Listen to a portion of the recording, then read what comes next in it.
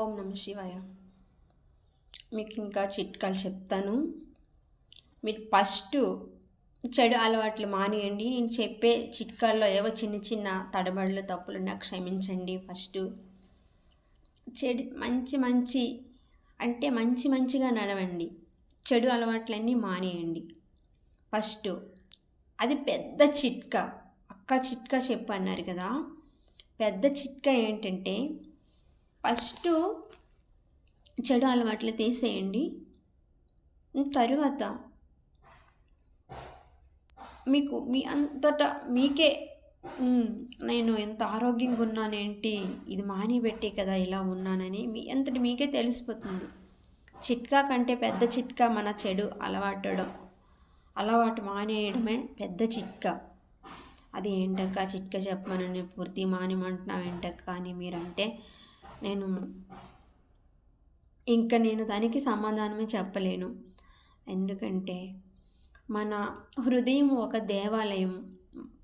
అందులో మనం ప్రతిదీ మంచిది వేస్తే దాన్ని తీసుకోవడానికి మంచిగా తను కోరుకుంటుంది అన్నమాట హృదయము.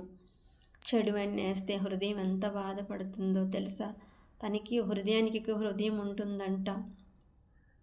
కాబట్టి ఆ చెడు అలవాట్లన్నీ మానేయడానికి ట్రై చేయండి. ఫస్ట్ అదే పెద్ద చిట్కా అండి. ప్లీజ్ మీరు మంచిగా బాగుపడి మంచిగా ఉంటారు. నా తమ్ముడైనా మీరైనా, నా కొడుకులైనా మీరైనా, నా చెల్లెళ్ళైనా మీరైనా అందరూ నాకు సమానం అండి. ప్రపంచం అంతటా నాకు సమానం అండి. ఎందుకంటే అందరిలో ఉన్నది ఒక జీవమే, ఒక ప్రాణమే, ఒక బాధే కదా. తన పిల్లలు ఒకటి, మన పిల్లలని భేదం లేకుండా ఉంటే మన దేశం అంతా బాగుపడుతుంది కదా తమ్ముళ్ళు. అలాగే కొట్లాడుకోకండి, చక్కగా ఉండండి. ఆరోగ్యాలతో నిండు నూరేళ్ళు ఉండాలి అంటే ఎందుకండి 20 సంవత్సరాలకి 60 సంవత్సరాల వాళ్ళు అయిపోతున్నారు వ్యసనానికి బానిసై.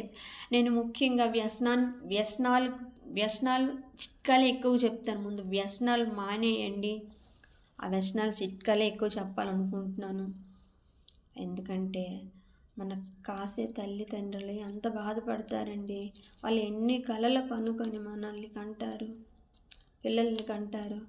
వాళ్ళు ఆశలు నిరాశలు చేసి మన వ్యసనాలకి పాలైపోయి వాళ్ళు కష్టపడిన కష్టం అంతా డాక్టర్లకి, ఆ మందులకి వస్తూ ఆ పిల్లలు బాధపడితే ఆ తల్లిదండ్రులు ఎంత కుమిలిపోతారు. కాబట్టి ముందు మీరు వ్యసనాలు మానేయండి. ఆ వ్యసనాలు మానేసినాడే మీకు మంచి చిట్కాలు చెప్పినవి కూడా, మీరు తిన్ను కూడా, పాటించిన కూడా, అవి ఉపయోగించుకున్న కూడా మీకు పనిచేస్తాయండి. అన్నీ చెడు అలవాట్లు పెట్టుకొని చిట్కాలు చేస్తే మనకి పనిచేస్తాయి చెప్పండి? ముందు మన హృదయానికి మంచి ఆహారాన్ని పంపించండి. ఆయిల్ ఫుడ్లు మానేయండి. ఎక్కువగా 4 లీటర్లు నీళ్ళు తాగండి.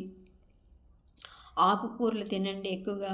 మీకు నీసు అలవాటు ఉంటే ఏదో మరి మానలేరు కాబట్టి ఎప్పుడో తినండి. ఒక వారానికో ఎప్పుడో, మీ మంచిగా చెప్తున్నాను. పూర్తి మానేసినా ఎప్పుడు వారానికి తిన్నా మీ ఇష్టమే. కాబట్టి మీరు మంచిగా ఉండాలని ఆ దేవుని ప్రార్థిస్తూ, మీరు మంచిగా ఉంటే కదా దేవుడు, నా ప్రార్థన దేవుడు ఆలకిస్తారు. మీరు చెడు అలవాట్లతో ఉండి నేను ప్రార్థన చేస్తే దేవుడు నాకే అంటారు కదా.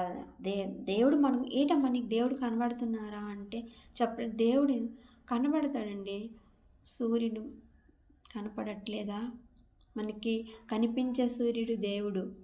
భూమి దేవత కాదా, మన అమ్మ కాదా? ప్రతిదీ భూమి మీద ఇల్లు కడతాము, పంటలు పండిస్తాము, భూమి మీద ఎన్నో చెడు పనులు ఎన్నో చేస్తాము. మనకు కనిపించే దేవుడు కాదా? మనకి ఇవన్నీ దేవుళ్ళండి. మన ఆత్మ అది చెయ్యొద్దు, అది తప్పు అని చెప్తుండగా అది దేవుడే కదా. మన ఆత్మ చెప్తుండగా మనం చేసేస్తాము. అప్పుడు దేవుడు ఉన్నట్లే కదా. ఆ వద్దు అని చెప్తూనే మనకి హెచ్చరిస్తూ ఉంది. కానీ అయినా మనం చేసేస్తూ ఉంటామండి. అది తప్పు. మన మీద ఉంచుకొని ప్రతిదీ దేవుడిని అంటామండి. కాబట్టి మనకి దేవుడు మన ఎదుటనే ఉన్నాడండి. ఆ సూర్య మహానుభావుడు, ఉదయభానుడు. కాబట్టి సూర్య నమస్కారం చేసుకోండి. సూర్యనారాయణ స్వామి రోజు లేవంగానే ప్రార్థన చేసుకోండి. సూర్యనారాయణకి ప్రతిరోజు నమస్కారం చేసుకోండి. లేవంగానే భూమాతకి మనకి పంటలు పండకపోతే మనం ఏం తింటామండి? ఆ తల్లికి ముందు స్మరించుకొని లేవంగానే నమస్కారం చేయండి. తరువాత ప్రకృతికి ముందు నమస్కారం పెట్టండి. ప్రకృతి అంటే మనకి 5 పంచభూతాలు కదా. ఈ ప్రకృతి ఇలా ఉండబట్టి కదా, సూర్యదేవుని వల్లే కదా మనకి ఎంత ఆరోగ్యం వస్తుంది. ఎండలో కూడా 1 గంట నిలబడండి, మీరు మంచిగా ఉంటారని నేను ఆ దేవుని ప్రార్థిస్తూ మీకు ఈ వీడియోలు చేస్తున్నాను స్వామి. కాబట్టి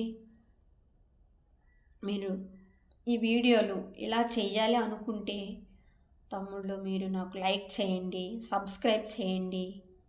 మీకు ఇంకా మంచి మంచి మాటలు చెప్తానండి.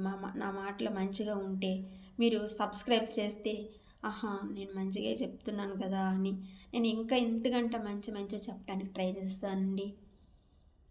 ఓం నమః శివాయ. మీ ఆరోగ్య ధ్యేయాన్ని కోరుకుంటూ ఓం నమః శివాయ.